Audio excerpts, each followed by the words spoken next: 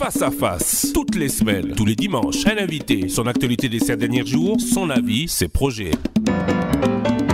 C'est sur Top Congo FM, une demi-heure sur l'info, pendant et après la grande édition de dimanche, c'est à 13h. Je vous retrouve tous les dimanches, 13h, dans le Face à Face. Rediffusion dimanche soir et lundi, dans les grandes éditions d'information. Si la loi en vigueur, votée récemment par le Parlement, avait été déjà en vigueur en 2006, l'UDPS Kibassa n'aurait pas de député au Parlement. Frédéric Kibassa, bonjour. Augustin, bonjour. Je savais que j'allais faire l'erreur, tellement votre père a marqué les esprits. On comprend que vous soyez contre cette nouvelle loi. Ce n'est pas du tout lié à cette réalité. Moi, vous savez, nous n'avons pas honte de notre réalité. C'est-à-dire, quand notre leader, Frédéric Kibassa Maliba, est décédé, nous avons eu des gros problèmes au niveau du parti. Ça, on doit avoir le courage de le dire. On le dit toujours, d'ailleurs. Et ça fait que le parti a tangué. Pendant des années, on a connu des divisions, on a connu des bagarres internes. Ça a véritablement affaibli le parti, c'est vrai. Et c'est seulement depuis l'année passée, quand il y a eu un conclave du parti, que j'ai été porté à la tête de ce parti. Et croyez-moi que nous sommes en train de faire un travail de fond. Tous les organes du parti sont en place. Ce n'est pas parce que l'UDPS, la nôtre en tout cas, l'UDPS Kibassa, ne pourrait pas être élu que nous sommes contre la loi actuelle. C'est pour plusieurs autres raisons. Si vous me voulez bien, je peux tout de suite les évoquer. D'abord, je trouve que c'est une loi qui est totalement cynique et antisociale. Comment voulez-vous dans un pays où le taux de chômage bat son plein, dans un pays où le fonctionnaire a à peine, ne sait même pas toucher $50. Et n'oublions pas que les partis politiques vivent des cotisations de ses membres, des dons et legs. Et ces membres, c'est qui? C'est justement ce Congolais qui est paupérisé aujourd'hui, qui ne saura pas amener son $1 ou son $2 de cotisation pour que les partis puissent justement trouver cet argent, ce $1000 par candidat que la majorité est en train de demander aujourd'hui. Majorité qui a pillé le pays. Ils ont l'argent, ils sont en train de nous dire qui font une loi pour les bourgeois. Ce sont les bourgeois qui ont les droits d'être dans nos institutions. Ils regardent ce peuple et lui disent « Nous vous avons fait souffrir, nous mettons en place une loi basée sur l'argent, sur les nantis. Vous allez voir, nous serons encore là pour continuer à vous faire souffrir. » Ce n'est pas sérieux. Oui, mais ça, c'est pas exactement vrai. Quand on voit notamment le cas du Palou hier, le Palou n'avait rien. Vous êtes un parti qui devait être censé composé de dizaines de milliers d'adhérents. Demander 100 francs par adhérent permettrait de payer beaucoup de listes. Vous savez, Monsieur Christian, entre la réalité du Palou hier par rapport à la loi électorale, ça veut dire les exigences de la loi, et la réalité aujourd'hui, c'est deux mondes différents. On parle du Palou hier. On parle du Palou hier, de la possibilité qu'ont les partis de mobiliser des fonds auprès de leurs militants, s'ils en ont, pour avoir des candidats. Exactement, mais le Palou a mobilisé combien? Je vous dis, par exemple, pour être candidat président de la République, à l'époque, c'était $50 et 50 000 $. Pour être candidat aux élections législatives, c'était $500 par liste. Aujourd'hui, on parle de $1000 par candidat.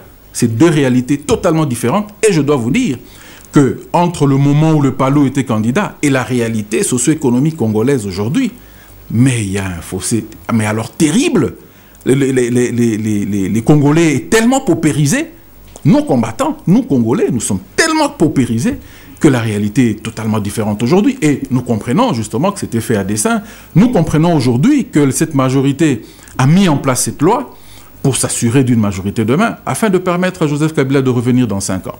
On ne se fait pas d'illusions, mais nous sommes là, nous allons barrer la route, et c'est ici peut-être le moment d'appeler, de lancer l'appel, d'abord de la grande opposition, de pouvoir se mettre ensemble, mais avant d'arriver à cette grande opposition, c'est de l'UDPS. Se mettre ensemble pour faire quoi? La loi est votée, elle est en train d'être promulguée d'ici peu, puisque justement, le Parlement justement, c'est dommage, parce que nous savons qu'à la faveur des armes et des chars, on va nous imposer cette loi. On sait comment ça se passe dans notre pays, mais justement, il faut se mettre prêt à affronter, avec ou sans cette loi, cette majorité qui tient absolument à rester là. Est-ce que l'UDPS Kibassa participera aux élections avec cette loi? Absolument. Nous allons participer aux élections. Et je peux vous dire d'ailleurs que notre détermination est telle que non seulement il faut mettre tout le monde ensemble, il faudrait s'assurer que cette majorité au pouvoir, qui n'a fait que paupériser le peuple et qui tient absolument à rester pour le clochardiser demain, ne soit plus là. On va se battre. Nous savons que ce n'est pas facile. Nous savons qu'ils nous regardent en face et ils sont prêts à tout faire pour tricher s'il le faut. Mais nous n'allons pas nous laisser faire. Nous avons compris qu'ils respectent un peu l'équilibre de la terreur. On ne va pas se laisser faire. Donc, le problème de la caution, vous arriverez à le surmonter grâce à la détermination qui est la vôtre et l'union que vous allez réussir à mettre sur pied. Vous savez, nous savons que c'est mal parti. Hein. C'est mal parti. C'est bien pour eux aujourd'hui. Mais ce qui va se passer demain, il n'y a que Dieu qui le sait. Nous avons d'abord foi dans l'avenir, mais aussi, nous disons, je vous l'ai dit tout à l'heure, que ça devrait passer par des coalitions. Aujourd'hui, on ne doit pas se faire des illusions. Moi, je pense qu'aujourd'hui, je profite d'ailleurs, parce que je sais que, bon, j'anticipe un peu. Aujourd'hui, je lance en fait un appel à tous ceux qui se disent UDPS, véritablement, de se dire que ce parti a connu beaucoup de sacrifices et que demain, il faut gouverner. On va y arriver à cette UDPS. D'accord. Quand on parle coalition, toujours en restant dans ce volet loi électorale, oui. Le seuil ne vous fait pas peur? Ça ne nous fait pas peur. Même si, encore une fois, nous savons que le pouvoir en place essaye au maximum écarter certaines forces politiques, certains individus. Aujourd'hui, malheureusement, ceux qui se décideraient d'être indépendants n'ont plus droit de citer. C'est vrai. Et bon, malgré tout, qu'ils le veuillent ou non, ils seront battus à leur propre jeu. Parce que, en ce qui nous concerne, nous, de Pesquibassa, je vous ai dit tout à l'heure que les organes sont en place, nous faisons un travail de fond, nous allons surprendre. Mais nous disons que ce n'est pas avec un seul parti politique qu'on peut gouverner au niveau de la République démocratique du Congo. Au regard de la loi, même si elle est tripatouillée par la majorité, il faut se mettre ensemble, c'est clair. Il n'y a aucun parti demain qui peut s'imaginer gouverner seul. Avoir donc plus de 250 députés afin de gouverner seul. Donc ce seuil, c'est une bonne chose? Absolument pas, parce que malheureusement, ça écarte beaucoup des Congolais qui ont droit de citer. Sauf s'ils se réunissent dans des grands ensembles, comme celui que vous voulez voir créer avant les élections. Mais justement, mais vous savez, peut-être qu'on en a parlé un peu plus tôt, ces grands ensembles, le grand problème, c'est lequel aujourd'hui? On s'est réunis sans tenir compte forcément de l'idéologie. Parce qu'on se dit qu'en face, nous avons quelqu'un, nous avons un pouvoir qui ne veut pas que le peuple avance, et on se met un peu ensemble. Et peut-être que je dois anticiper pour dire qu'attention, nous pouvons venir des idéologies différentes, mais avant de mettre en place cette grande coalition qui pourrait diriger demain, il faut qu'on se mette d'accord sur un programme, parce que ça ne doit pas se faire oui, mais avoir la détermination, avoir la détermination des uns et des autres à ce que la situation actuelle que vous décriez cesse, vous devriez chacun d'entre vous vous surpasser et faire que ce grand ensemble voit le jour. Ce serait déjà un bon test pour nous, électeurs, de nous dire que oui, cette fois-ci, ils ont envie que ça change.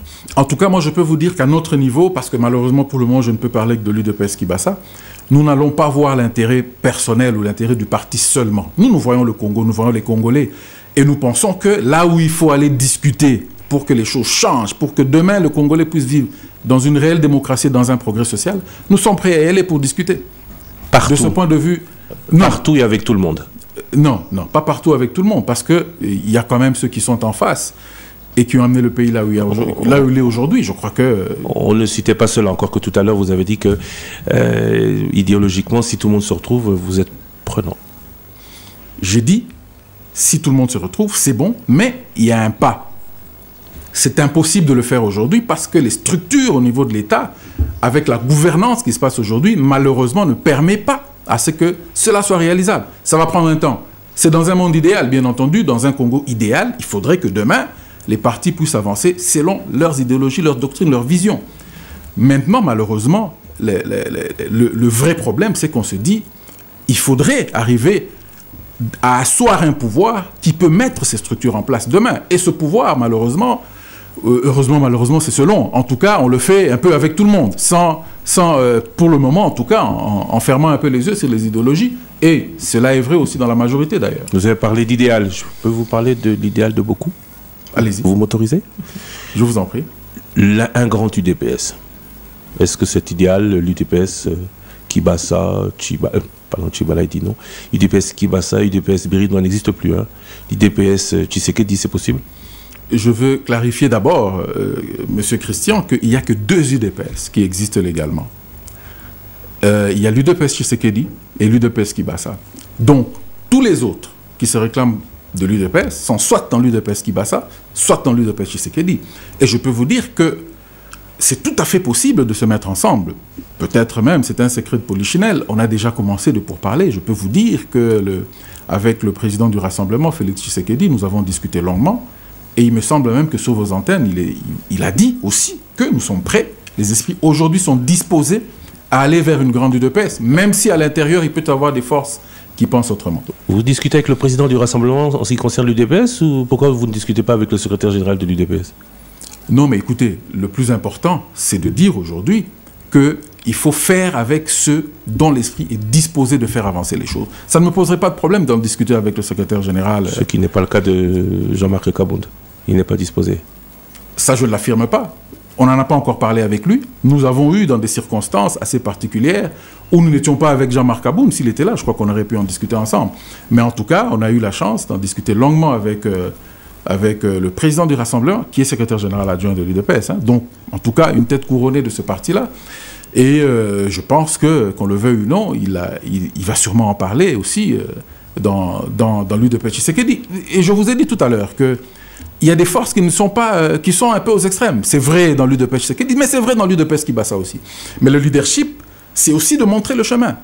Parce que, je vous ai dit tantôt que ce parti a connu beaucoup de sacrifices. Aujourd'hui, les gens parlent un peu de l'UDPS de n'importe quelle manière. Hein. Il faut avoir un peu d'humilité pour parler de l'UDPS. Il y a des gens qui ont perdu leur vie, des gens que vous et nous ne connaissons même pas, mais qui ont suivi ce parti.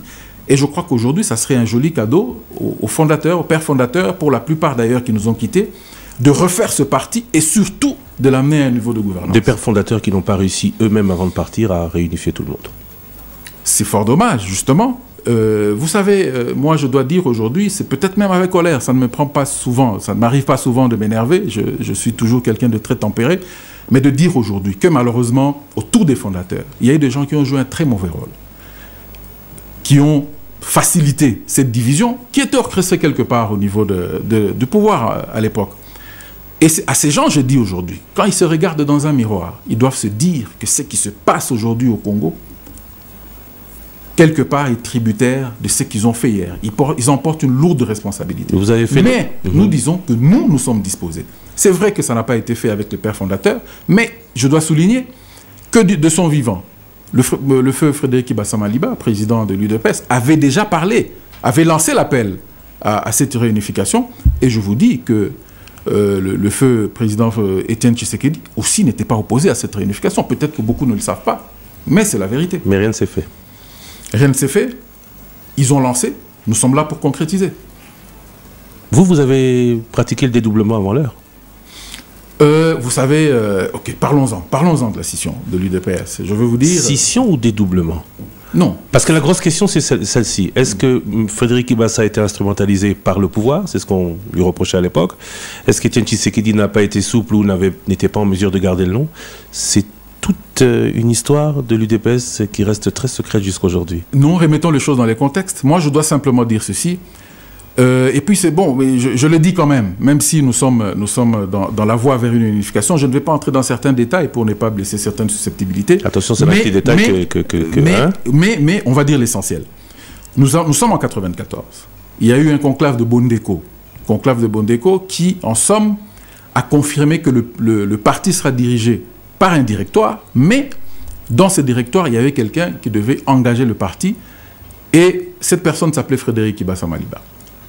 Une année plus tard, il fallait mettre, d'abord conclave de Bondeko, il y avait aussi une nouveauté qu'on a emmenée, c'est-à-dire un secrétariat général.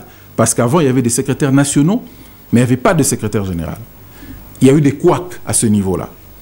Et couac qui a fait en sorte qu'à un certain moment, il y a eu une division qui a fait que Frédéric Kibasa Maliba, président du parti, est resté avec certains fondateurs du parti, et le feu président Étienne Tshisekedi, qui était aussi membre du directoire, je dois le souligner, est aussi parti avec d'autres... Sans titiller les uns et les autres, qui était dans la légalité à ce moment-là? Frédéric Kibasa ou Etienne Tshisekedi? Vous êtes parti pris, vous n'êtes pas obligé de répondre. Je pense qu'aujourd'hui, j'invite tout le monde à aller au ministère de l'Intérieur et voir qui était dans la légalité. Je dis, je ne voudrais pas sortir des réalités blessantes aujourd'hui, mais je voudrais que l'opinion retienne que Frédéric Kibasa Maliba était, au moment où il y a la scission, président de l'UDPS, et il n'a jamais quitté ce parti. Contrairement à ce qu'on dit, vous avez dit tout à l'heure, c'est vrai qu'on semblait dire qu'il était instrumentalisé, le président Kibasa était instrumentalisé par le feu maréchal. Laissez-moi vous dire une chose. Savez-vous qu'en 1996, donc une année après la scission, le président Mobutu à l'époque demande à l'Union sacrée, présidée par Frédéric Kibasa Maliba, de présenter un Premier ministre. Je souligne une année après la scission. Il a présenté Etienne Tshisekedi. Il a présenté Etienne Tshisekedi contre la volonté de ceux qui étaient autour de lui. Pourquoi? Parce qu'il disait on doit rester soudés face à ces dictatures. C'était des grands, ces gens-là. Et je crois qu'aujourd'hui, nous avons le devoir d'imiter. Ne serait-ce que d'imiter. On ne va sûrement pas les atteindre. Ils étaient tellement très grands. Mais ne serait-ce que de les imiter. Donc, ce que les gens disent, les gens racontent beaucoup de choses sans maîtriser l'histoire de l'UDPS. C'est pour ça que j'insiste aujourd'hui, pour les gens qui se considèrent plus UDPS que les autres, il faut avoir beaucoup d'humilité quand on parle de ce parti. Vous avez cité le conclave Bondeko, ce conclave qui a fait qu'il y ait une jurisprudence que brandit aujourd'hui Bruno Tshibala pour convoquer son congrès extraordinaire. Alors, je ne vais pas vous demander qui est avec qui a raison, mais vous avez dit que si quelqu'un parle aujourd'hui au nom de l'UDPS ou se revendique de l'UDPS, il est soit de l'UDPS Tshisekedi, soit de l'UDPS Kibasa. Aujourd'hui, pour vous, Bruno Tshibala est de quel UDPS? En tout cas, je crois qu'il est mieux placé pour répondre, mais nous savons qu'il était secrétaire général, qu'il était de l'UDPS Tshisekedi.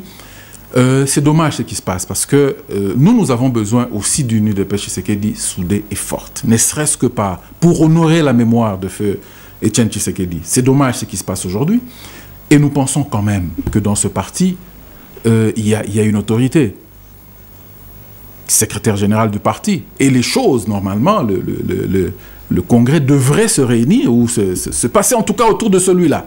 Et nous avons appris qu'il y a un congrès qui s'organise et c'est dommage ce qui se passe au niveau de l'UDPS. Moi je dis que tant que nous ne nous montrons pas suffisamment grands, nous sommes en train d'insulter les pères fondateurs qui un jour ont décidé de faire rupture avec une dictature pour offrir quelque chose de meilleur au peuple congolais.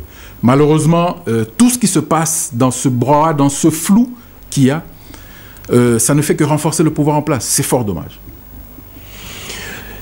Augustin Kibasa, merci beaucoup d'avoir été avec nous. On s'achemine vers quoi? Le grand rassemblement de l'UDPS, c'est l'idéal que vous dites rechercher. Mais ce grand rassemblement de l'UDPS, vous le voyez à l'horizon 23 décembre 2018?